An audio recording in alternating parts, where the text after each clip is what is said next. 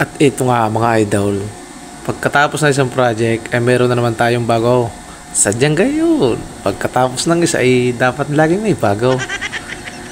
Dump truck naman, ang sisirain natin. Di naman tayo magaling mga mekaniko. Sisirain muna, tapos gagawin. Para bagang yung ex mo, pagkatapos kasaktan at durugin, ay bigla na lang sasabihin na, sana'y maging masaya ka. Ay paano ka kang sasaya? Ay nariyang wasak na.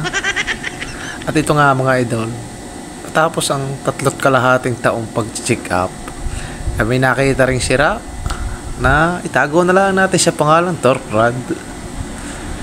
Ito kasi mga idol, pag sira na ay tumatagilid na yung gulong sa likod pag natakbo.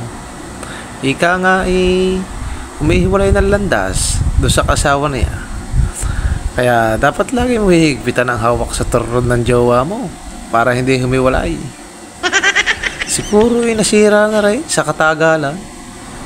Lahat naman yata ng bagay ay nasisira pag nagtatagal na. Parang ikaw lang. Katagalan ay nalaspag na. Kaya pag nasira na ay siya palit go. Ito naman mga idol ay madaling palitan. Kami dito sa Ino, may special kami na gamit na ginagamit namin para sa pagkapalit ng ganitong bushing. Lalagay mo lang yan sa press machine at meron kang pipindutin doon at siya, okay na, babantayan mo lang. Paalala lang mga idol, kung gagamit kayo ng ganitong uri ng makina ay kaunting ingat at laging alerto.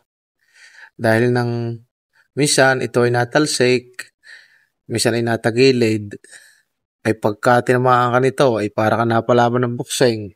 At pag minalas-malas pa, ay magiging tagapag-alaga ka ng manok na San Pedro. Kaya nga ay goodbye Philippines na, agad-agad.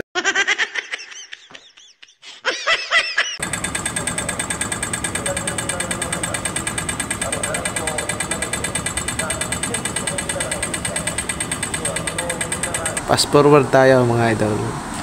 Sa kakahunta ko tapos na pala ang aking ginagawa at lalabas na.